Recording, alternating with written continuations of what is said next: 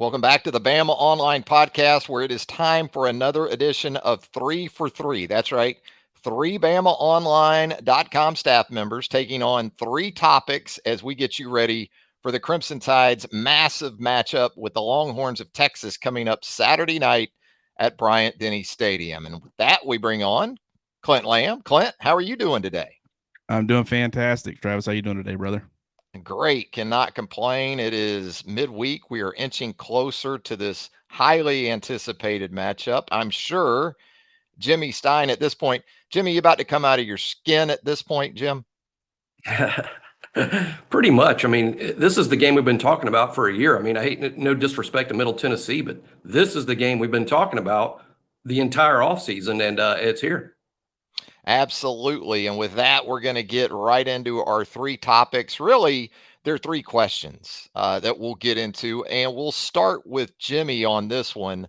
Jimmy, most important defensive player for Alabama this week. And so, in an effort to avoid duplication, by the way, we'll essentially do this like a draft. And Jimmy, you are on the clock with the first pick where this topic is concerned.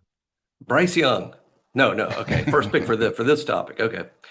My answer is different than it would have been a week ago. Maybe a week ago, I'd have gone in a different direction. But with Alabama's defensive backs banged up, I'm going to go Terrion Arnold here. And the reason I think Terrion is the most vital player this week is Texas's best player, Xavier Worthy. He's the guy you really have to defend. Alabama did a great job a year ago on Bijan Robinson, the guy you had to defend a year ago. This year, I think it's Xavier Worthy. Xavier usually, not all the time, but usually Xavier Worthy lines up in the slot. So you might have thought I'd go with Malachi Moore, but with Alabama's defensive backs banged up, we don't know exactly who's going to be healthy and available. But assuming one of the two safeties can't play, whether it's Jalen Key or Malachi Moore, a very good chance that Terrion Arnold's going to have to be full-time star this week. The only way Terrion Arnold is not full-time star is if Malachi Moore and Jalen Key are both healthy. We don't know what the odds of that. But even if Arnold has to stick at corner, he's still going to be a vital player. You're going to have to slow down the Texas passing attack. But I'm going to assume that Terrion Arnold is going to spend a lot of this game at star. That means he's going to be matched up on Xavier Worthy a ton. And it's just critical for Alabama's defensive backs to have a big game. Worthy's not their only good receiver. Worthington, A.D. Mitchell, the tight end is a premium prospect for the NFL draft, and it is sort of even in the Brock Bowers neighborhood in terms of how good he is. But Worthy is the guy that you can't let beat you. You can't let Xavier Worthy have the Jalen Hyatt type game from a year ago when you played Tennessee. You can't let that happen. So my answer is for the critical defensive player of the week, it's Terrion Arnold, who I suspect is going to spend a lot of the game covering Xavier Worthy and trying to hold Worthy to just a handful of catches and under 100 yards.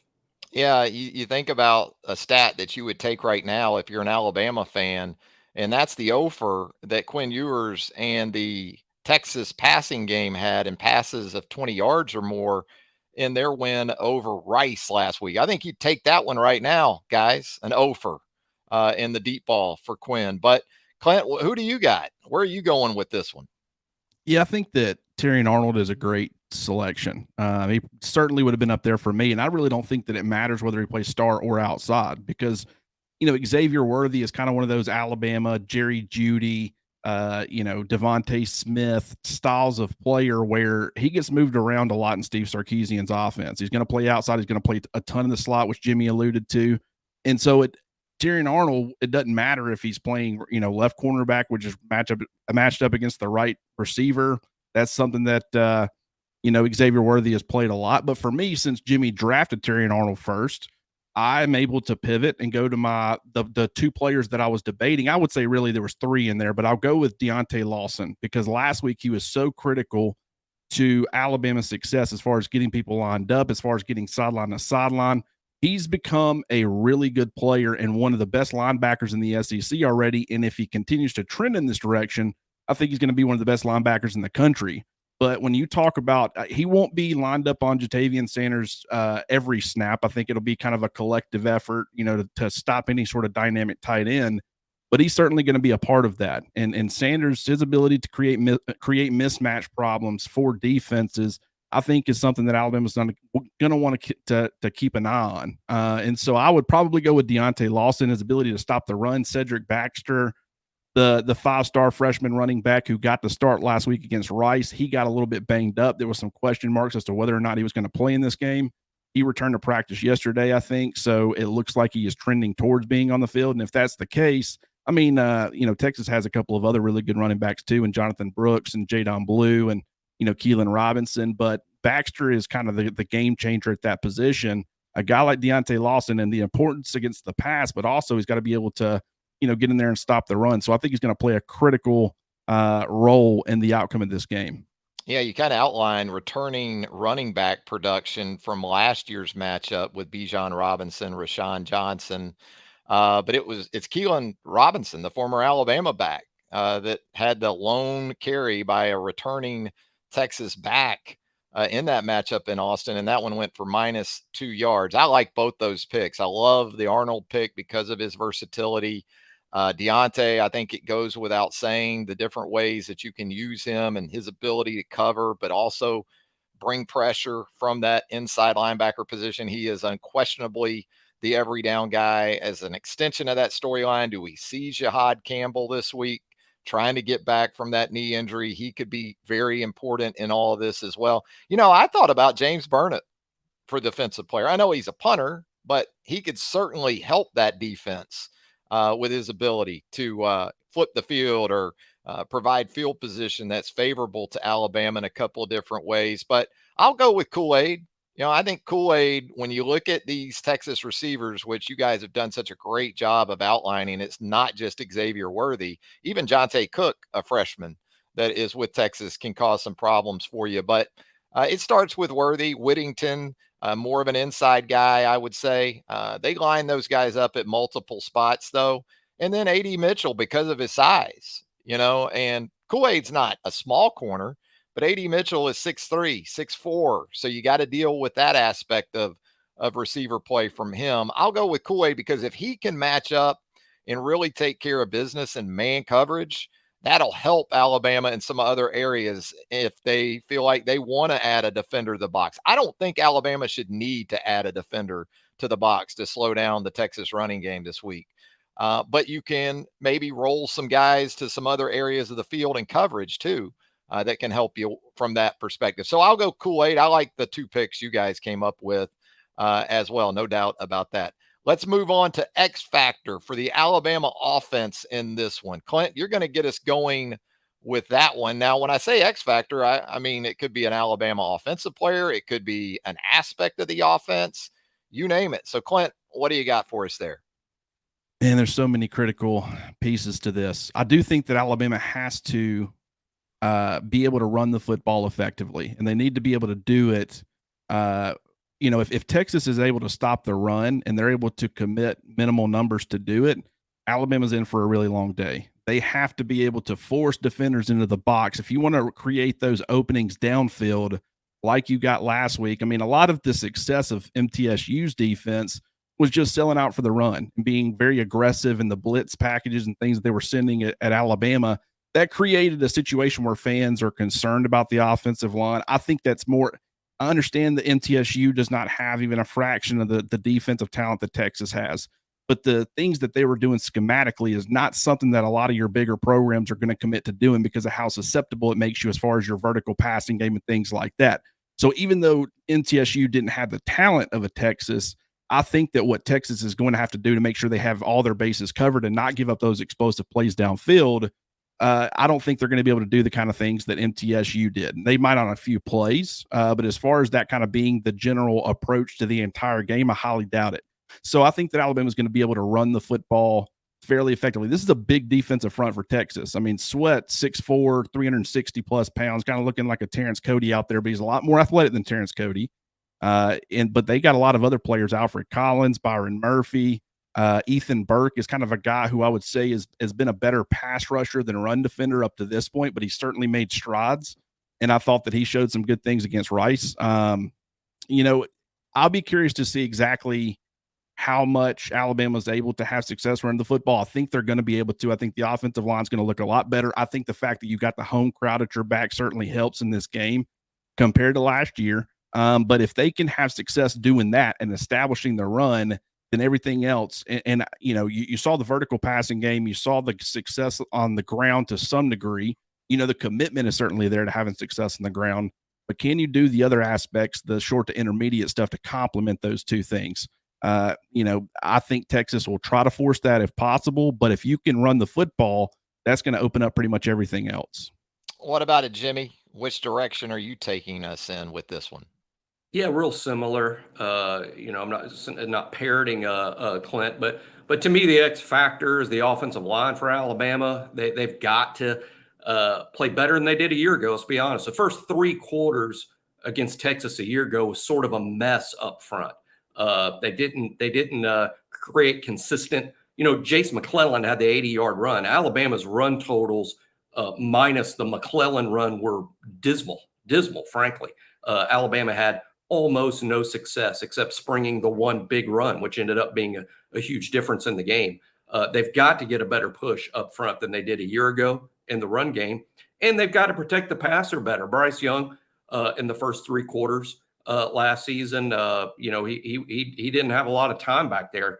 And, in the fourth quarter, I don't know if it was the offensive line, putting it together for one quarter. I think it was more like Bryce Young stepping out of the phone booth and wearing a Superman cape in the fourth quarter, really. I think it was really a tribute to Bryce and not the offensive line coming together. So it's really a better performance from the offensive line. And I'm not talking about a better performance from Middle Tennessee. I think Clint made a lot of great points about how Middle Tennessee was defending Alabama. I think when I rewatched the Alabama game, I was actually more impressed by the offensive line than I was initially. I think when you watch the tape, you don't see a lot of breakdowns. There wasn't a lot of Alabama linemen getting whipped or beat. I mean, it did happen, but it wasn't often. For the most part, those guys blocked, did their job really well. It's going to be last week was a hill. This week's a mountain in terms of what they have to block and who they have to block. But they've got to get better push in the run game than they got a year ago. And they've got to protect Jalen Milroe, because as good as Milroe was against Middle Tennessee, he's not going to be Bryce stepping out of the phone booth and wearing a cape in the fourth quarter. That's not fair of anybody to expect of Jalen Milroe, and only his 3rd start as a college football quarterback. So that's what I'm looking for this weekend from Alabama, is a much improved performance from how they performed a year ago against Texas. Yeah, I think we're all three basically in the same neighborhood, even if we're not on the same exact street with this one. Essentially, we're talking about Alabama and the run game. And for me, the X factor will be Jalen Milroe on design quarterback runs, because we didn't really see that against MTSU. He scored on a broken play off a bad snap. He scored off a zone keep, which MTSU, as you guys have talked about, the way that they were playing, they were begging for it, and we saw it from Tyler Buckner too when he was in there. So I think Jalen Milroe's legs, and not just on scrambles or extended plays, I think you're going to see Jalen Milroe into the double digits in carries this week. And I think that's going to be because that's what they're going to need. Because Texas is, as you guys have talked about, more than capable in that front 7 of slowing down Alabama in terms of the running back centric approach to the run game. But can it account for Milroe and that extra blocker in the run game? And, you think about Texas, I think about scout teams, right? As we move through a week, Malik Murphy's not a bad guy probably to have running your scout, if that's your choice this week. How about Arch Manning playing Jalen Milroe? Apparently what they told us, Arch ran like 27 miles an hour on a touchdown in a scrimmage. So, yeah, I'm going to go Jalen Milroe as not just an X factor because he's the quarterback, but specifically what I think he's going to be asked to take on in the run game this week. All right, a true or false for you guys as we wrap up here. And we'll start with you, Jimmy. True or false? For the 2nd year in a row, Alabama, Texas will come down to a kick. True. I think it will come down to a kick. I really do. Now, don't get me wrong. I'm not necessarily predicting that Will Reichard or Bert Auburn will end the game with a kick that's good or bad that decides the outcome. I'm not going to be that specific. That's just setting myself up for failure. But I do think that it's a 3-point type game either way. And I think a kick early in the game could decide it. A kick in the second quarter, a kick that's 4 minutes into the second half that you think is innocuous. It's not, because any game decided by 3 points or less came down to a kick, assuming Reichard and Bert Auburn both get opportunities, and I think they will. These defenses are very good. They're going to be very tough in the red zone. I think Alabama's will.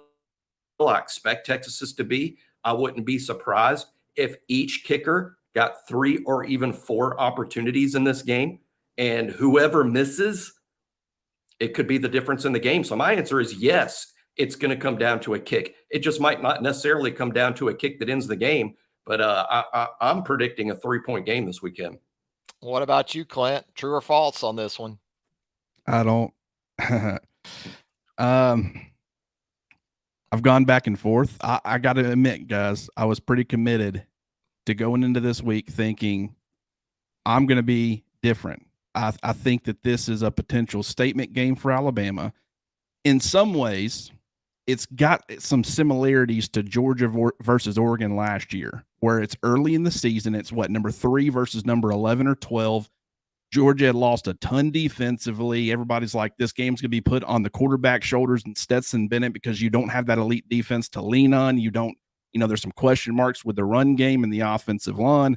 So in Oregon, now there's some differences. Like Bo Nix, it was his first start at Oregon. He was still getting used to his weapons. He ended up having a fantastic year last year. Would that game have played out the same way if it would have been week 6 or week 7? I don't know. But just Georgia took that opportunity early in the season to really make a statement that carried them throughout the rest of the year.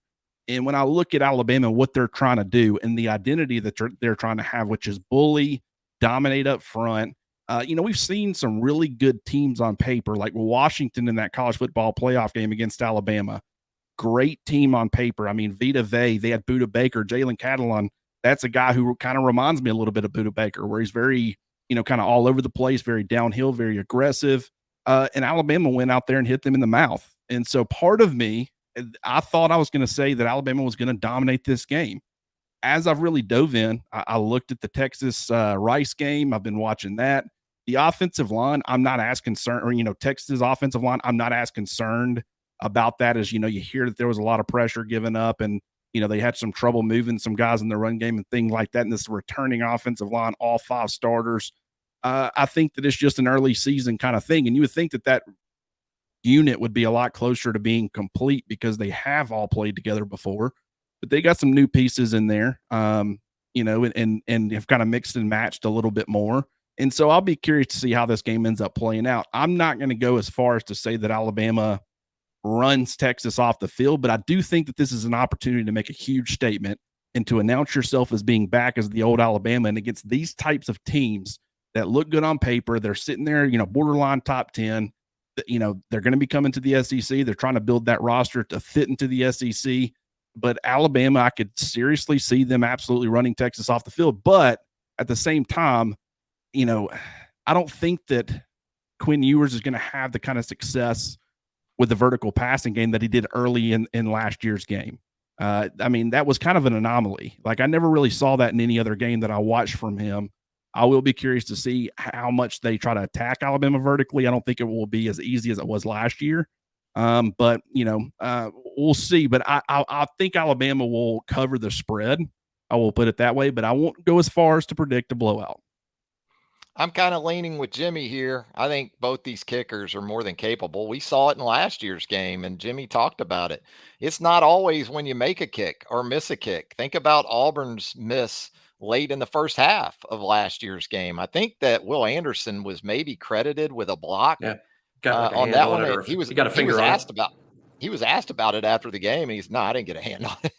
But regardless, that was big. That was like a 20-yard chip shot. So, and then you think about the 52-yarder that Will Reichard made early in the game in the first quarter in Austin a year ago. You forget about that one, but in a 20-19 game, what you remember is the one he made with 10 seconds left. The 52-yarder, if he doesn't make that one, then where are you at the end of that game? So absolutely, I agree with Jimmy from that perspective. I just think it's going to be more of a grind. I don't think it's going to be 13-10, but I do think both these kickers are going to have opportunities like Jimmy does to maybe go 3 or 4 attempts into it on both sides. And explosive plays will obviously play a big part of it.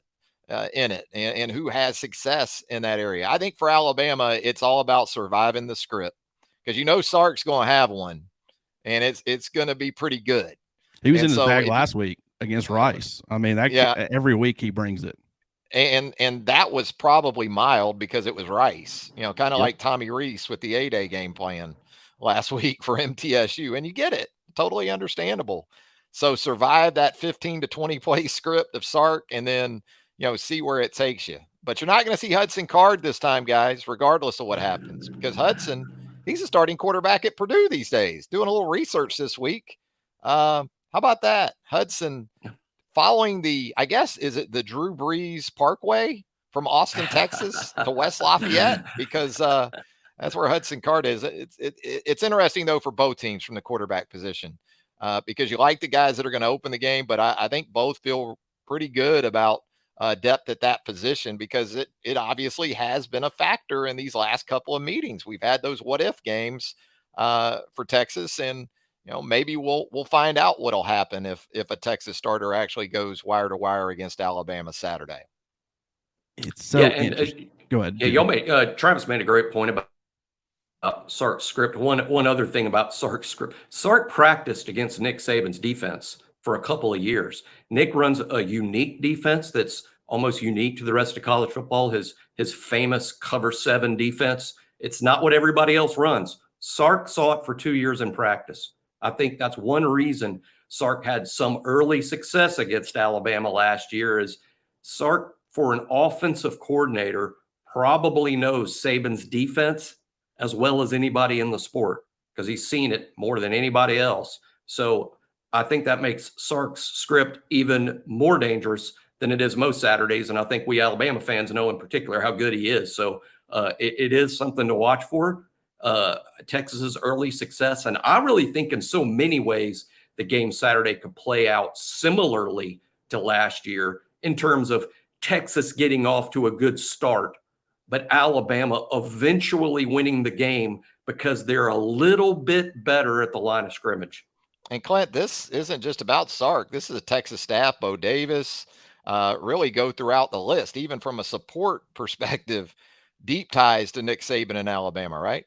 Yeah, Kyle Flood there with the offensive line. I mean, this is, and you can tell, I mean, this roster is built like Alabama would try to build a roster. And Kirby Smart went to Georgia and he did something very similar. Just defensively, the fact that they've gotten so much better up front, I think they're more prepared to come into the SEC than they have been in, I can't tell you how long. And I think that that's encouraging for them from that perspective. I do think that, when you look at the individual matchups, Texas wide receivers and tight ends versus Alabama's defensive backs, Quinn Ewers, I don't think is going to be able to have the success vertically that he had, early on in the game last year before he got injured. But I do think from a down-to-down basis or a down-to-down perspective, he's a lot better of a player than he was last year. I think he gets it more. And just the weapons, Isaiah Nair, when he transferred in, he was expected to be one of the better receivers in college football, and everybody expected him to be like the number 2. But guys, I think he's like wide receiver 6 or 7 for Texas right now. If that tells you anything as far as the depth in that room, the different options that they have available, and Jatavian Sanders being that big body matchup problem in an offensive line that, returns all 5 starters and has some leakage issues last week. And I do think that Alabama is going to try to exploit that, with what they have. And they got a couple of really good pass rushers. At least 2. Obviously we've known that, or know now, I guess, that Quandarius Robinson is emerging as a third in a very specific role. But I think that for Alabama in these types of games, the main thing, can Quinn Ewers handle the pressure of everything playing in Bryant-Denny Stadium against that defense? If you can commit to stopping the run and forcing Texas to be one-dimensional, you couldn't do it against Tennessee last year. You couldn't do it against LSU. You lose both those games. Can you force Texas to be one-dimensional and force Quinn Ewers to be this, generational quarterback that everybody predicted when he was coming out of high school? And if they can do that, I think Ewers does have some success. But I think there are some moments, some exploitable moments that Alabama can take advantage of with maybe some turnovers and, positioning the offense with good field position. If they can do that, I think that Alabama's got a really good chance to not only win this game, but win this game, pretty big. And I say pretty big. I'm not saying it's going to be a 27-point game. I'm saying that you come away saying Alabama was clearly the better football team on Saturday. So it's such an intriguing matchup. Certainly on paper, definitely think it's going to play that out that way. But Alabama's home crowd, I think, is going to be a huge difference on Saturday as well. Yeah, that's the counter to Sark's script, is that it is a concern, but it will have to be performed and carried out in front of what should be just a nutsy crowd at Bryant-Denny Stadium on Saturday night. Well, guys, as always, appreciate you taking the time to join us here on 3 for 3. Great work from Clint Lamb, Jimmy Stein. We got Charlie Potter, our senior writer, doing outstanding work as well. And what a huge recruiting weekend that you want to check out there on the roundtable with our site publisher, Tim Watts, Andrew Bone, Joseph Hastings on the recruiting side of things. They're going to get you up to date, up to speed as it happens right there with us on the roundtable, our premium message board at BamaOnline.com. For Clint, for Jimmy, Travis, thanking you once again for joining us here on 3 for 3 on the Bama Online Podcast. Until next time, so long, everybody.